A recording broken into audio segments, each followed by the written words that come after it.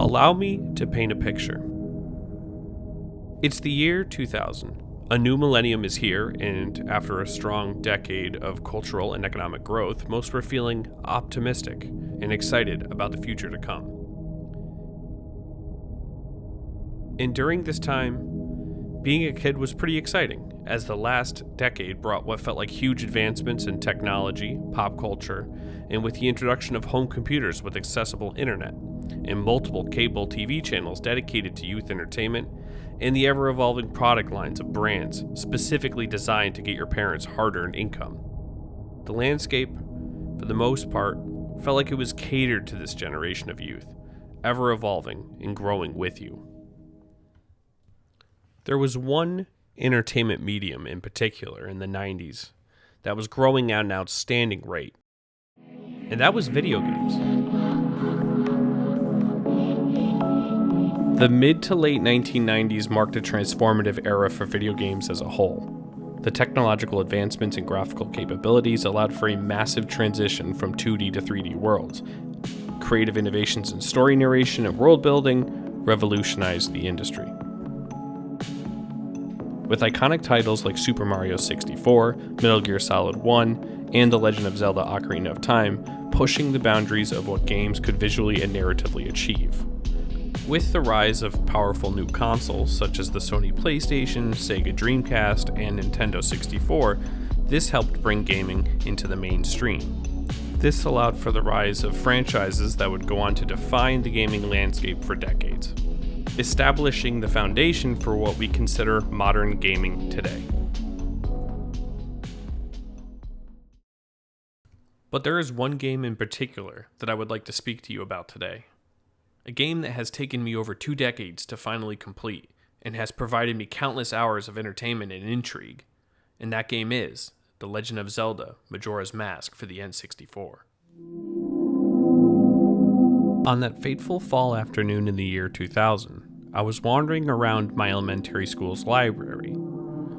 Our school was pretty cool in the fact that it would stock the latest Nintendo Power magazines. At the time, I was not that strong of a reader, so I would rely on visual storytelling, so the magazines were something I was very interested in. But on this particular day, a certain Nintendo Power magazine caught my eye. Looking at this particular edition of the Nintendo Power, I saw it for the first time. Its bright orange eyes staring back at me, unblinking. Its vibrant purple in color with tribal paint and spikes protruding from around it. I picked up the magazine to study it further, noticing a young Link, no older than me. For some reason at the moment, something in me lit. A fire started, a morbid curiosity. It bothered me that this boy, no older than me, existed in a world where this unknown creature thing caused him to have to fight and defend himself. I had to know more, and after a short study of the cover, I saw the beautiful gold text for the first time. The Legend of Zelda Majora's Mask. I checked out the magazine and stuffed it in my JanSport backpack. For the rest of that school day, my ADD was in high gear, lingering on the magazine, and that mask that was so prominently featured on its cover. Those unblinking eyes stained my youthful, malleable brain, and when the school bell finally ended my suffering, I went to my after-school program and broke out that Nintendo Power. I quickly breezed through its pages to get to the article, and there it was, page 14 and 15. It was a beautiful double-page spread. Reading only the big, bold text, it said, The Legend of Zelda Majora's Mask. If great games come once in a blue moon, then that moon is coming in fast. Studying the article further, there was these really cool mini walkthrough guides of some of the earlier parts of the game with drawn maps, and these character designs by the artists Takai Imamura and Yusu Nakano that really stuck out to me. I mean, just look at them. If you were a 90s kid who was into Nintendo games at the time, tell me this art does not want to make you go back and experience this journey again, or at least kick up some memories of interacting with these characters in-game, or maybe avoiding them. Okay, so I'm going to keep the history lesson very brief. Following the massive success of 1998's The Legend of Zelda: Ocarina of Time, a game that took 5 years to develop and saw the creation of an entirely new engine for the platform, named the Zelda 64 engine, which has completely revolutionized the gameplay of the Zelda franchise. It basically got us to where we are today in terms of 3D Zelda games. This new engine allowed for the very first time in the Zelda universe, 3-dimensional worlds, interactive and lively NPCs, cutscenes, and the sprawling landscapes and dungeons that we know today. It was pretty revolutionary, and I have my own set of memories playing that game when I was growing up, so I'll probably make a video about it someday. But for now, the idea of a follow-up 3D Zelda started off as sort of a backside or remix to the Ocarina of Time, initially calling it the Ura Edition or Ura Edition. But level designer EJ Aranuma was not too enthusiastic about this idea, causing Shigeru Miyamoto to challenge the team to create an entirely new game using the same engine and graphics within just 1 year. And believe it or not, it was a goal that they were able to almost accomplish, completing the game in just 15 months. The development team was able to accomplish this challenging feat by reusing pretty much close to all of the character models from Ocarina of Time and environmental assets. And that's not to mention the mandatory overtime this team had to work in order to reach that deadline that was set for them. To be honest, reusing the NPCs from the Ocarina of Time, in my opinion, was a good move. I think putting these familiar characters in a different environment, giving them new lives, adds to this dreamlike, uncanny feel that this game so intently gives off. According to Aranuma, the development team grappled with how they could follow up the epic story that was Ocarina of Time, coming up with a new gameplay mechanic that the Majorasmask is now famous for. With the recruitment of Yoshiaki Koizumi, the idea of a repeatable game that would allow the players a different experience each time they played was brought to the table. Combined with the idea of a time loop inspired by the 1988 film Run Lola Run, the team initially tried a 7-day cycle. But eventually they decided to shorten it down to just a 3-day cycle. This was due to the week-long cycle being too burdensome for players, making it difficult to remember which gameplay events or story beats occurred on which day and times. The 3-day cycle allowed for the players to remember these events much easier and created a more emotionally impactful and, quite frankly, anxious feeling story. The game started appearing in media landscapes in May of 1999, and a playable demo appeared in the Nintendo Space World convention in August of that same year. The game was first released in Japan in the spring of 2000, and finally in America in October of that same year, selling a total of 3.36 million copies worldwide for the N64. Being no older than 9 at the time of the release in the fall of 2000, there was really no way for me to obtain it on my own. So doing what every kid does, you ask your parents. But there was multiple hurdles stacked up against me, and it was not as simple as just buying the game, unfortunately.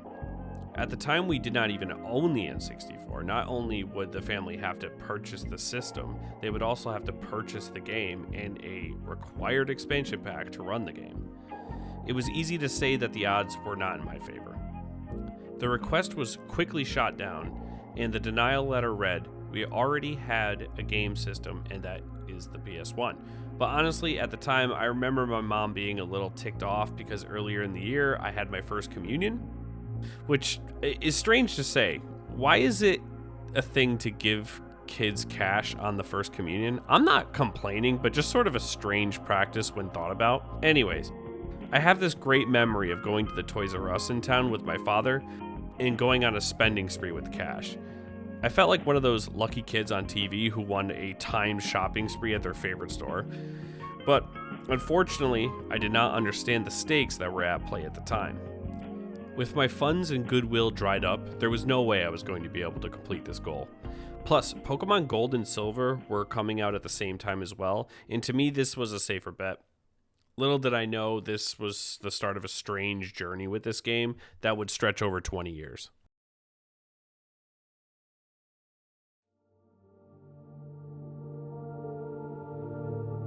Christmas of the year 2000 finally arrived, and school was out for 2 weeks. In the evenings after a heavy snowstorm, me and my brother would be at the bottom of the lawn, building snow forts underneath the street lamps. During the weekdays, we would go to my school's winter camp. I have this great memory of everybody playing on their Game Boys the most recent Pokemon release, which was Gold and Silver at the time. Everybody was trading and battling. Things were simple, peaceful. It was nice. One evening, I was invited over to my friend Joey's house, who lived down the street. We ate pizza and got charged up off Mountain Dew. We rushed into the living room where his Christmas tree was there, glowing the presents beneath it. On the floor, there was a stack of cartridges. I picked them up and looked through them one by one. One caught my eye in particular, a beautiful gold cartridge with a lenticular label. And there it was, Link in that mask again. Apocalyptic background, and Link delivering a final blow. I quickly requested that we played this game to Joey. Joey seemed kind of disappointed that I didn't choose a multiplayer game, but he was okay with that, I think. As the mask flipped into view for the first time, I felt a wave of excitement. It was finally time for me to experience the game I've been daydreaming about for a few months at this point.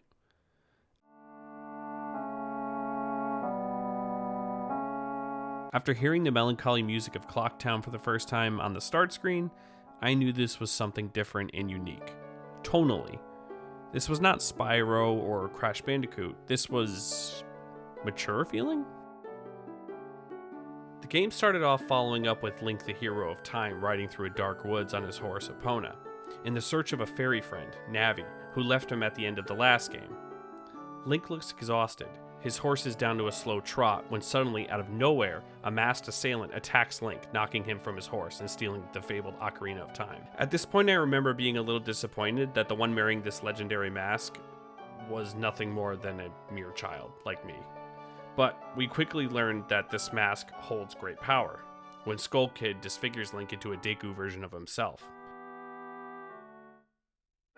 Moving forward in your new form, you play through a couple levels to learn some of the new mechanics and abilities before coming to a long, spiraling dark path. This area feels like you're being transported to a new world. I remember the first time entering this bustling mechanic room with the dramatic version of the healing song playing in the background. It felt sort of like a resting point before beginning an epic journey, giving you the feeling that the journey ahead will be a difficult one. But that's when you're interrupted by that famous sentence for the first time. You have been met with a terrible fate, haven't you?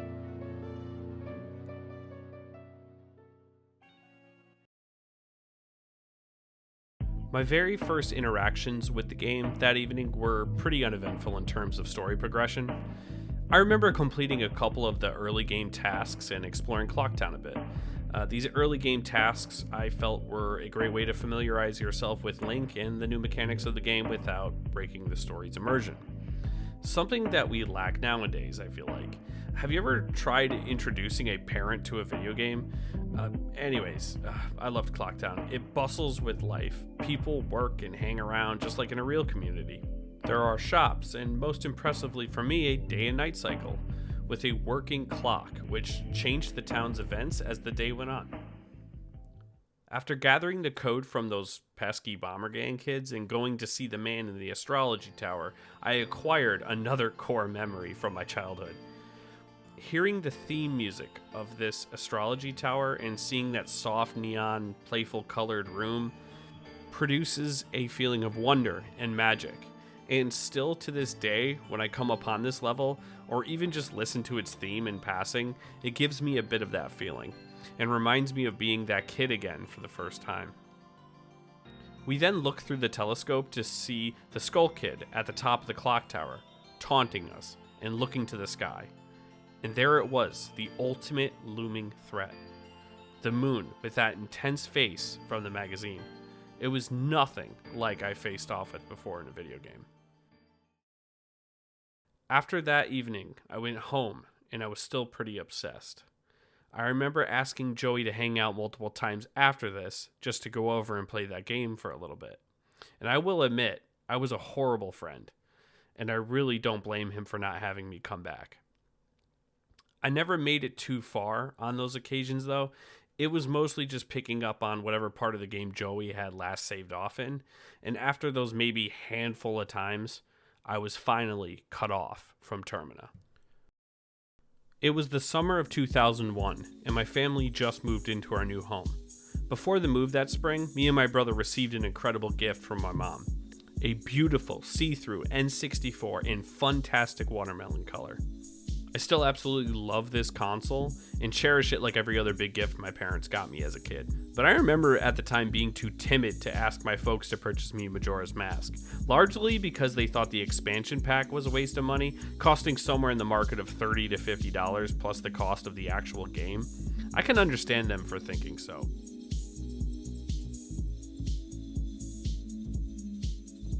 The next time I stepped into the world of Termina was in the fall of 2001. Having rented the game and expansion pack from a small local video store.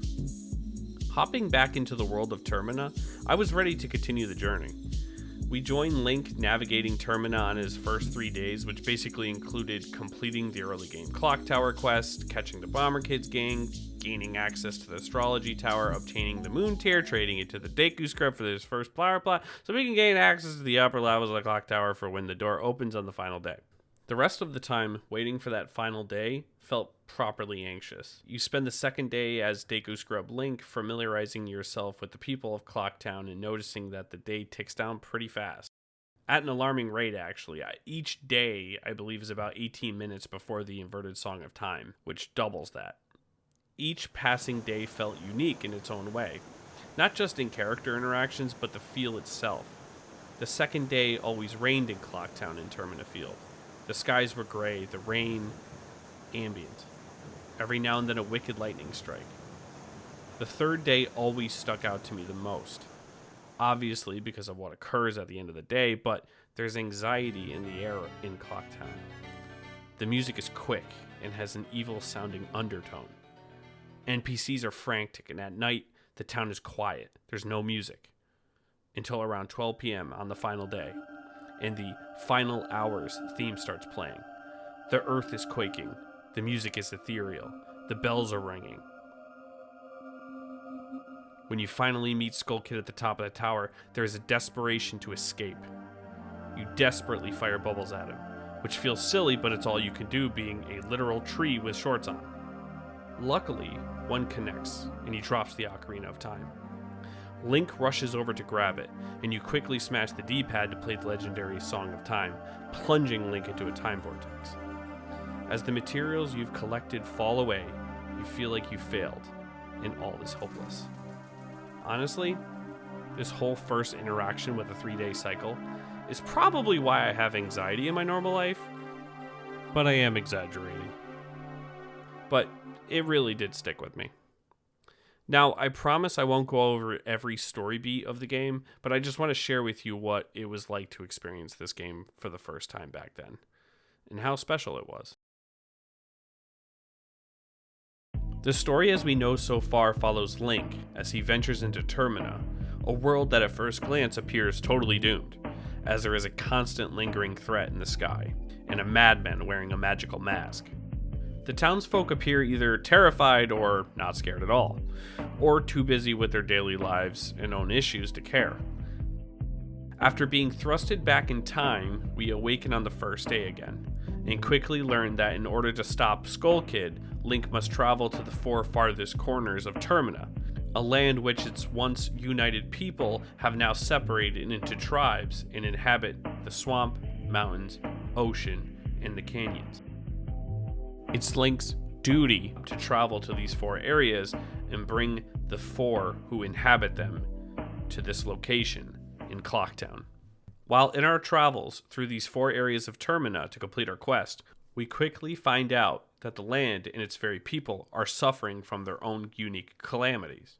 In the swamp to the south, the Deku Palace is missing their princess, and the water surrounding them is toxic.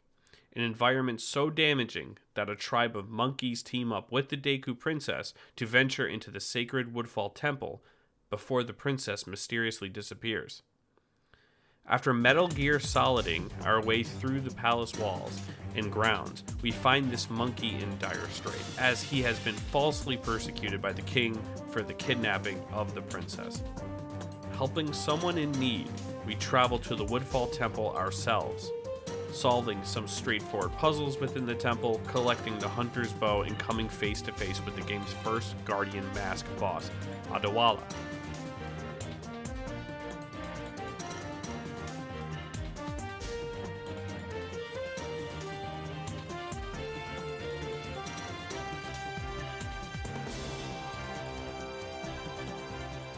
After dropping him, we receive our first boss mask. We then awaken a mysterious world with an even more mysterious giant in the distance, who teaches us an important tune, the Oath to Order. I always thought the noises they made did not match what they actually looked like, which are basically big-nosed apples with arms and legs. Anyways, we get a nice cutscene of the water being purified around the southern swamp, before we meet the Daegu princess and stuffing her in a glass bottle to return her back to her father. We set our sights north to the Snowhead Mountains, the home of the Goron tribe. This area is frozen and buried in snow, stuck in perpetual winter.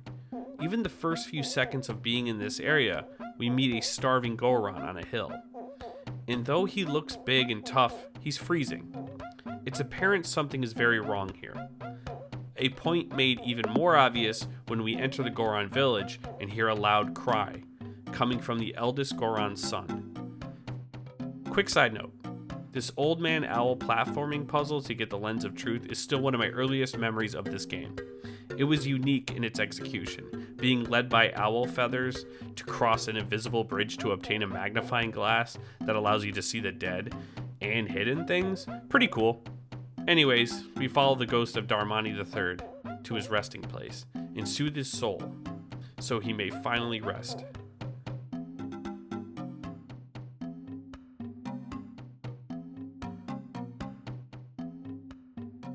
We are then given the Goron mask, which allows us to inhabit the spirit of Darmani. After stabilizing a Goron family crisis, we learn the Goron lullaby.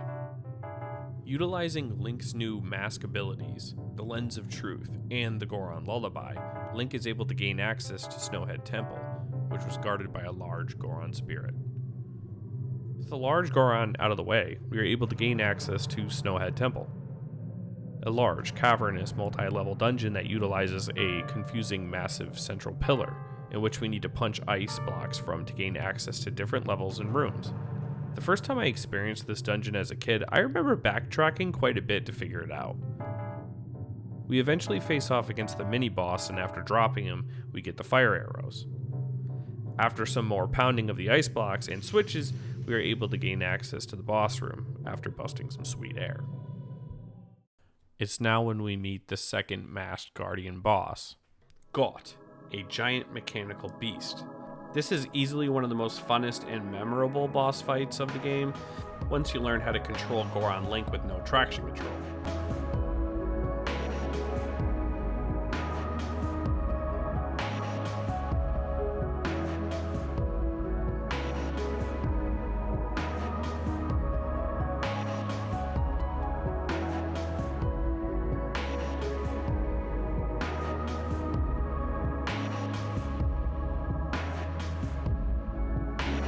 After finally tripping up God, we receive another boss mask, free another giant, and find out that defeating the boss has lifted the curse placed upon the Goron village, returning it back to spring. It's here I would like to take a break from the plot for a little while. It was at this point in my second experience with the game that it came to an end. And at this point, having spent some time finally being able to experience the game, I wrote it off for a little while. Well, quite a while actually. Shortly after this experience in 2001, we obtained the massively popular PS2 and found more graphically mature games like Devil May Cry, Metal Gear Solid 2, Gran Turismo 3, and Soul Calibur. Majora's Mask all but faded into a corner of my mind, which makes this next statement even funnier when it comes to the Christmas of 2002. we received the infamously animated The Legend of Zelda Wind Waker for the GameCube. I loved that title, and it was the very first Zelda game I actually ever completed in its entirety. Then once again in 2006 with the release of Twilight Princess, a game that I printed out close to 60-something pages of strategy guide from ZeldaDungeon.net to complete. And I'm sure my folks were happy to find out that all the printer paper and ink were gone, but hey, it was necessary in those pre-smartphone days. The next time I laid my eyes on that Majora's Mask title screen was in July of 2014, almost 13 years later. At the time, I was seeing someone, and she happened to have a Nintendo Wii. At the time, the Wii's online services were still operating, and their shop had the option to play older Nintendo titles. I even posted about the occasion on my Instagram back then. I will say I did not even come close to beating it, and to be honest, I just played the prologue again, but it was a nice nostalgic reminder of an old friend. As the years continued on, I finally had another chance to venture into the land of Termina once more, when I received a gift from a friend, a Nintendo 3DS, and packaged with it was The Legend of Zelda Majora's Mask 3D. Released in 2015 by Grezzo Co. and published by Nintendo, The Legend of Zelda Majora's Mask 3D was released in tandem with the new Nintendo 3DS. The remake's development was a team effort, which included the return of Aonuma. The team replayed the original 2000 title and made notes of the moments that stuck out to them as unreasonable, or would maybe be alienating to a player base experiencing it for the first time. This allowed the Grezzo team to improve on quality of life gameplay mechanics, such as selectable time skips, a new saving method, an overhaul to the Bomber's Notebook, and improvements to the transformation masks, movements, and abilities. Additional changes were made to some of the boss fights as well. All of them got weak point evil eyes, which to be honest, I don't really like. It feels cheesy, I guess. But other than that, the textures, frame rate, and graphics were all improved, and the game looks fantastic. With the new handheld in hand and ZeldaDungeon.net pulled up on my laptop, I began my next attempt at a full playthrough. Having played through the same areas once again, this time taking great deal to kind of stop and smell the Deku flowers with this playthrough, I found myself being able to read more into the game's subtext and deeper meanings, probably because I was no longer 11 years old. And in this section, I want to bring up what has motivated me to start this project in the first place. And that was a video by one of my favorite video essayists, Jacob Geller. In his video, Every Zelda is the Darkest Zelda. During this 40-minute long video where Jacob spends time reviewing most of the Zelda titles and their darker elements, how we interact with them, and how it enriches the overall meaning of each of these games, it was a paragraph that stood out to me the most that starts around 13 minutes in. In this section, he explains that when we are younger, darkness in media acts as a sort of an emotional training ground for difficult experiences. It feels more mature, and that's why it intrigues us, because it gives us a unique opportunity to explore these situations without actually having to live it. I highly recommend you check out his channel if you're like me and enjoy video essays on games and popular culture. He's one of my favorites. And it was because of this video that I was able to come to a better understanding of why this game has meant so much to me. Having grown up in the home that I did, I was decently sheltered from things like death, life-changing losses, and utter destruction. Now, I'm not saying that these things were not present. We genuinely understood that the world is not the happiest of places and bad things happen, but my parents did a good job sheltering us from any of the extremes and just let us be kids, which I really appreciate, especially as an adult now because, geez, let me tell you, the horrors persist, but so do I. Anyway, the idea of inhabiting a world that a young boy no older than me at the time was forced to deal with strange creatures, transforming masks, and a literal apocalypse with no help from his parents really stuck out to me. The reasons why I was fascinated by this game evolved over time. At first it was the art that drew me in, then it was the gameplay and adventures, then its tone, and now that I'm older, I appreciate its ability to teach a young kid like me back then about empathy for others. It's something that's encoded within the game itself. In order to collect all of the masks for the end of the game, it takes a great deal of planning and knowledge of this game. You'll have to restart the 3-day cycle more than a few times, and each time you do so, the people of Termina that you have aided and the lands you have restored have fallen back into despair. I believe it takes a great deal of empathy to continue forward in this kind of quest, to help the people of Termina over and over again. But you do it not just because it's part of the game and part of the puzzle, but because you end up wanting to help these people. You have the ability to help Romani and her older sister Crimea, so you do because thinking about these two having to suffer at the hands of a literal alien invasion, or Crimea having to hide her fear of no tomorrow from Romani so she is not scared in the final hours, is a bad thought. Or doing the extensive, very delicate Anju and Cafe quest to unite the lovers in marriage, or something even as simple as just giving the toilet paper guy paper, because no one should go without a clean wipe. I think thanks to this silly game that I experienced at a young age, I was able to learn more about empathy, about loss, and not giving up when the odds are stacked against you.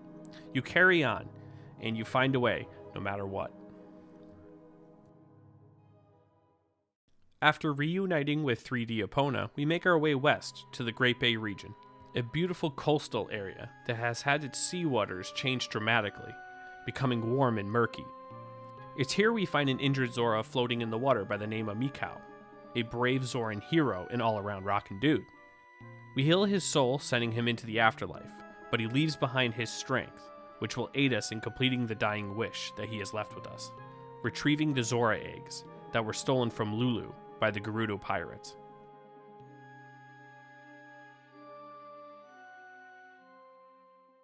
After once again Metal Gear Soliding your way through the Gerudo Pirates Fortress, we obtain the hookshot and rescue the eggs before learning that the remaining eggs are found deep within the caverns of the Great Bay, guarded by this living monstrosity.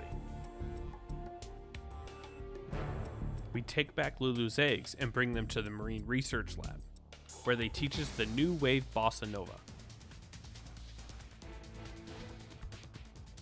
a song that awakens a giant turtle who tells us that time is short. Riding the turtles back towards the vortex, we're able to finally gain access to the Great Bay Temple.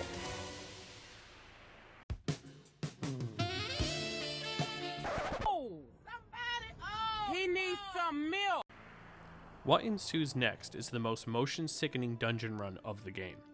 It's a unique dungeon, don't get me wrong, but god, did this confuse me a bit and leave me exhausted. Why is it always the water dungeons in Zelda games that make me want to cry?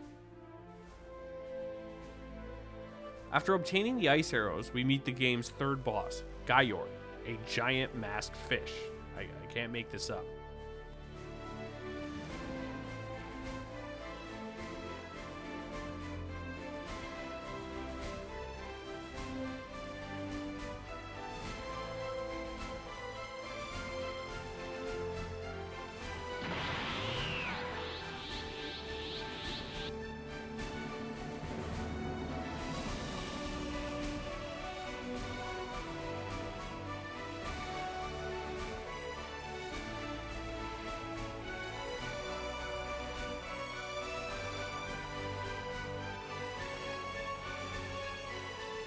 After defeating him and obtaining his mask, the drastic climate changes in the Great Bay region have subsided.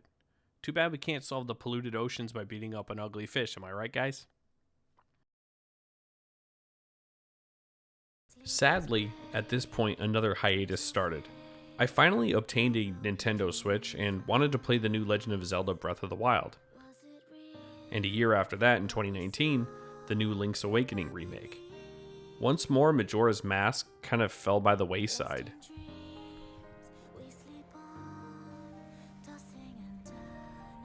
It wasn't until 2022 when I was driving home from Boston that I stumbled upon that Jacob Geller video. The 40-minute long video essay helped me come to an understanding of my personal experiences and fascination with this game that I've battled with for over 2 decades at this point.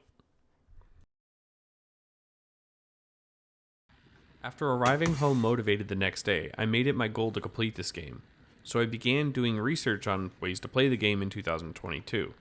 and sure enough, the Nintendo Switch has an online service like the Wii that allowed you to emulate original Nintendo titles in their original forms in their entirety. And sure enough, one of those titles was The Legend of Zelda Majora's Mask. I was in luck. Nintendo. I think this is a really great idea. It allows people to play these classic titles again, or even for the first time on original Nintendo hardware. But, I mean, come on. How are you going to charge an additional $25 for this feature on top of the yearly subscription? This just really needs to be included. It was time. Finally. I obtained a GameCube controller and an adapter for the Switch, and opened up ZeldaDungeon.net and began my 100% run of the game. I wanted to collect all of the optional upgrades, heart containers, masks, and complete all of the side quests. And let me tell you, I did exactly that. I followed that game guide to a T, performing precise time resets, running efficient item collection routes, and making it my job to make sure I helped every single person throughout the lands of Termina. Which brings us to our last region, the Icona Valley. In my opinion, the Icona Valley is the most haunting and mysterious region of Termina. Once the realm of a powerful kingdom, it's now a land steeped in death and decay, and echoes of a long-forgotten war between the Garo ninjas and the kingdom itself. In this region, the vibe feels more tense. The enemies we encounter are stronger and more unpredictable. Like the Redeads, horrifying creatures. Their screams petrify you while they steadily but very slowly approach you, and the camera locks onto it as your impending doom approaches. It was horrifying as a young kid to experience. I remember turning the volume down all the way on the TV, that way I could just avoid their scream. And that uneasiness has stuck with me. I still avoid the Redeads as best as possible throughout every single one of the Zelda games that they appear in. But it's because of this heightened fear that we experience in the game, we get to see some of the greatest and interesting quest lines, like having to exchange items with the Redeads in order to gain passage through a level.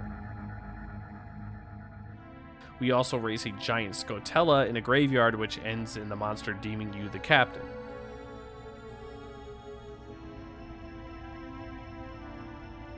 And we get the unique opportunity to help two families, one very much dead and the other trying to live out their lives in peace in this barren land. This area of Termina makes you take death and decay head on. It makes you feel all the braver and rewards your efforts heavily for doing so, giving you some of the best equipment in the game. At the heart of the Icona Valley lies the Stone Tower Temple, a massive, looming beehive-like structure, one which gaining access to is a journey even in itself. Using the Elegy of Emptiness, a song that Link obtains after smacking around Ego's Du Icona and his lackeys, Link is able to create statues of each spirit that inhabits him, and one interesting statue of himself, to solve the intricate platforming puzzles. Once inside the temple, it is even more unique and demanding. This temple requires Link to flip the dungeon over and over again in order to overcome obstacles, which forces us to re-examine each room from a new perspective. And again, I'm puzzled by this. I could see a younger me playing this dungeon and being frustrated, and possibly even giving up entirely to play something potentially more straightforward. But now as an adult, I appreciate how different each one of these dungeons felt, and this one is no different. Deeper into the dungeon, we fight the Garo Master, who, upon defeating, awards us with the light arrows. But the amazing items don't just stop there. Further in, we find the Giant's Mask, which is just one of those masks that I was so disappointed did not work outside of the boss room. How cool would it have been to stomp around Termina as a giant? Once we reach the boss room, we face the last Guardian Mask boss, Twin Mold. These are two massive sand serpents that hover and dive around the battlefield. I both like this boss fight and hate it at the same time. I love that it feels like an epic battle between three kaijus, and I like that it's quickly paced due to the magic bar running down while using the Giant's Mask, but the camera angles are a bit of a mess. It feels like you can never get the twin molds in full view, but I still think it's pretty cool nonetheless.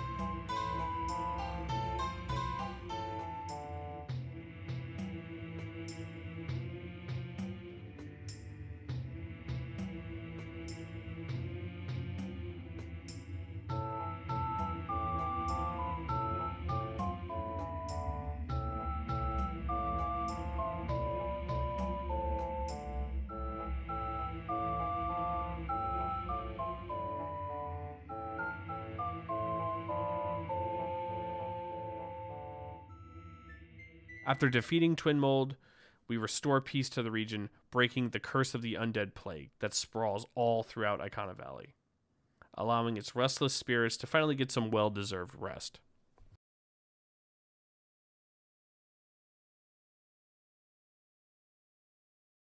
Now, after 22 long years with this game, I have finally freed all 4 of the giants. Up until this point in my playthrough, I've done everything by the guide 100%. I only had a few more things to accomplish before taking on the big boss himself, which included some of the more memorable quests or tasks that I didn't even know were in the game, like the Frog Choir, the Keaton Mask quest, obtaining the Great Fairy Sword, and even the process of obtaining the Gilded Sword. It was all super memorable. I always really liked the design of the Razor Sword that you get temporarily, and was pretty sad when we couldn't keep it, as I felt like the Gilded Sword was always too big for Child Link.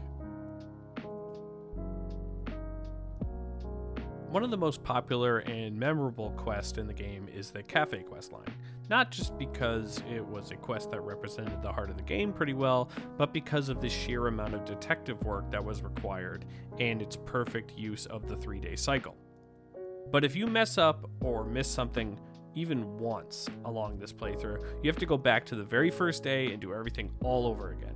And this happened to me. I got to the final part where we break into Sakon's hideout with Cafe on the final day to retrieve the sun mask, and I didn't solve the puzzle in time, and the damn mask was destroyed. And so was my 3-day cycle.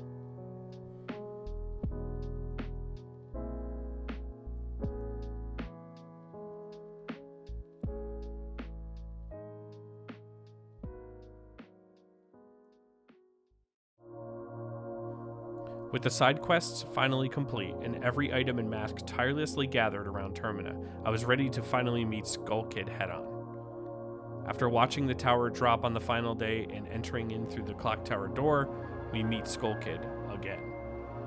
I remember back in the day I tried to complete this part of the game with only like 2 giants freed because you get the Oath of Order so early in the game. It is still one of my earliest memories that make me laugh as the 2 giants run in and try to hold the moon up and obviously fail. But not this time. We play the Oath to Order and the giants appear from the 4 regions that we healed and stop the descending moon.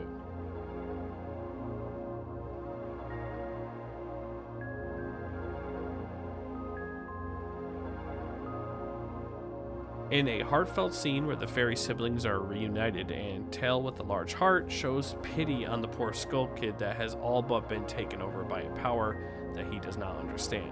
The mask then rises and separates from the Skull Kid, discarding him before floating up into the moon and forcing its descent further down towards Termina. There is this really nice scene where Talt wants to give up and restart the 3-day cycle, but Tail says he's done running and wants to make up for his mistakes of being too weak of a friend to stop Skull Kid from the beginning. We then literally toss ourselves into the moonbeam, up into the moon. We reawaken in a beautiful field. The sun is shining. A large tree is off in the distance. Up until this point, I've only seen this place in the physical walkthrough guide or other media, but being here for the first time was pretty cool. We move towards the tree and interact with the 4 children playing beneath it, each wearing a mask from the bosses we fought earlier. They ask you to turn over your hard-earned masks, each one of those masks holding a special event or meaning. The first requires 1, the second 2, and so on. After each time you do so, the children want to play a game, the first being a Deku obstacle course. The second, which in my opinion is the hardest part in the game for me, was a Goron racetrack. I'm not sure why, but this part took me over 20 times to finally complete. I remember almost calling it a night, I was so frustrated. The third is a pretty straightforward swimming tunnel, and finally the fourth, a test of strength. This one in particular is my favorite. I love that you fight some of the hardest creatures within the game in a literal arena. But with all 4 obstacles completed, we head back to the tree and find a lonely child sitting beneath it. They wear Majora's mask. The others have gone away. It's just the 2 of you. It's serene and quiet. They ask us to play one last game. Good guys versus bad guys. And then hand us the Fierce Deity mask. What's interesting about this part is the child calls us the bad guy. Who was the Fierce Deity? Was he more powerful or even more evil than Majora? Was the power used to seal Majora's Mask away originally? The screen flashes, and now we are in this beautifully psychedelic room. The 4 boss masks that we have collected throughout the game separate from us and stick to the walls, reuniting with their creator.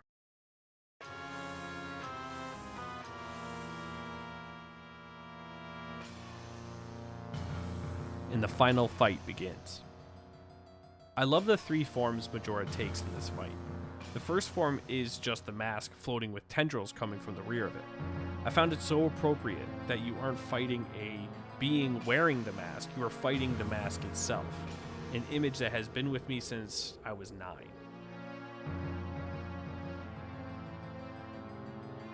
The second form is really interesting. Majora's incarnate. It runs around the room like it's taunting us and having a good time.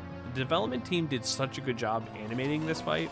Majora flails, they whine, and when you trip it, that's when you are finally able to do more damage. I feel bad for this form. It almost feels wrong doing damage to it. We push forward as it turns into its third form, Majora's Wrath. Super unique design for a final boss. It uses spinning tops and flailing whips to attack you. Equipping the Fierce Deity mask, we are transformed into an epic version of adult Link. The unique armor and sword, the color scheme, and pupilless eyes are pretty iconic. I always got the feeling that this mask houses the spirit of everyone we have aided along our journey, channeling their dreams, their fear, goodwill, and love. We are able to easily overcome this fight using this mask. And to be honest, I used the Fierce Deity mask for the entirety of the fight on all 3 of his forms, and it was a total blowout. I felt a little ripped off, but with the final blow delivered to Majora, the being dissolves, along with the moon, the curses, and the fear that they brought to Termina. And Termina is finally free to move on to another day.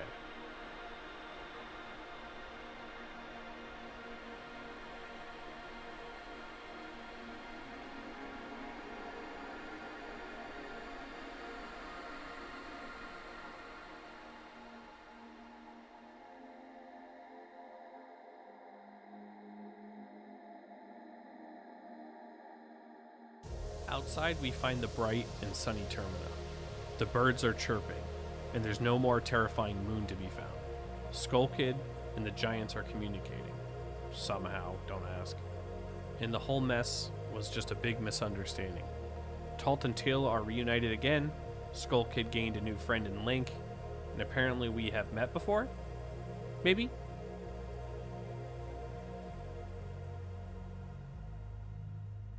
The Happy Mask salesman finds the mask back in his possession finally.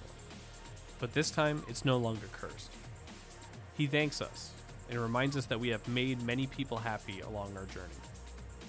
And then he disappears into the astral plane, along with Link shortly after, who is not invited to any of the festivities, which I always found a little bit rude, being that he just saved everyone.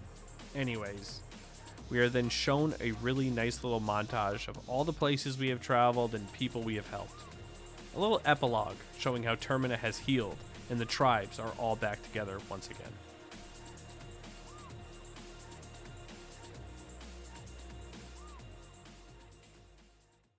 Now, Termina's curse may have been lifted, but I felt like mine had not been.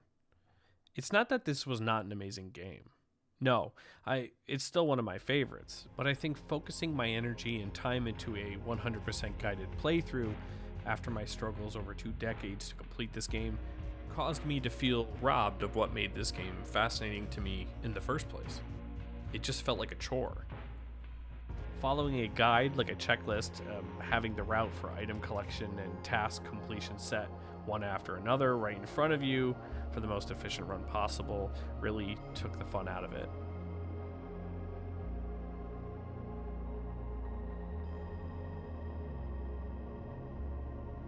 Discovering these places, interacting with NPCs, whether off the beaten path or fully intentional to make the game move forward, is something that's special about all 3D Zelda games.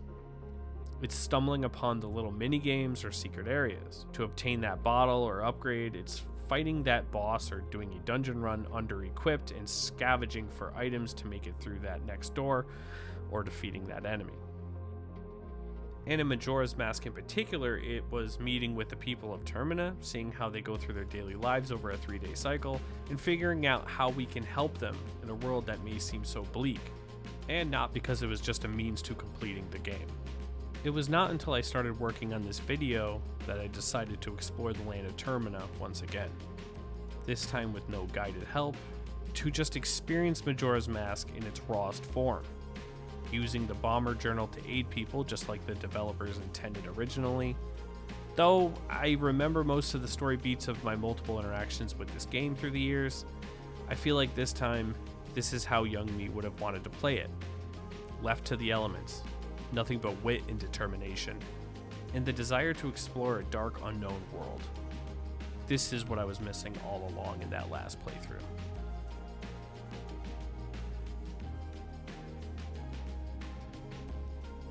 With the Majora's Mask celebrating its 25-year anniversary at the recording of this video, its legacy is still running strong. Doing a quick search on YouTube, you'll find thousands of hours of content like story and lore breakdowns, icebergs, speedruns, personal stories like mine, and my favorite, randomizer runs. The success of the first two 3D Zelda games, Ocarina of Time and Majora's Mask, propelled the Zelda franchise into this modern age, with some of the strongest entries in recent dates like the Breath of the Wild and the Tears of the Kingdom, which put an entirely new spin on the series as a whole with its beautiful open world and crafting ability.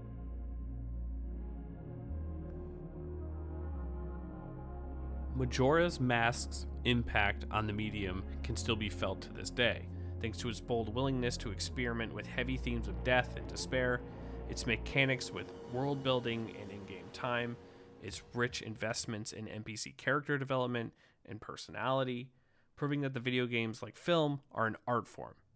And it's thanks to this team who worked countless long nights to build this world in such a short and demanding timeline that we have such a cult classic now.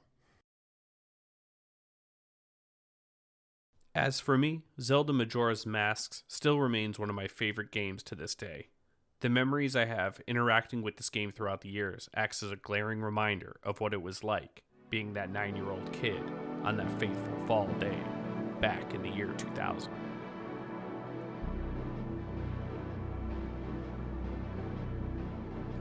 Friends, thank you so much for giving me an hour of your time to listen to someone drown in their own nostalgia for a 25-year-old game. This video was a ton of work, and I appreciate all of the artists that I have listed throughout the video for the amazing gameplay footage and musical talent. You've made this project I've daydreamed about for years possible, so thank you. Should you enjoy these types of retrospective projects, give this video a like and tell me your favorite memory of Majora's Mask. I'd love to hear it. Oh, and please consider subscribing as I have more on the way. Until next time, take care of yourselves, and I'll see you in the next one.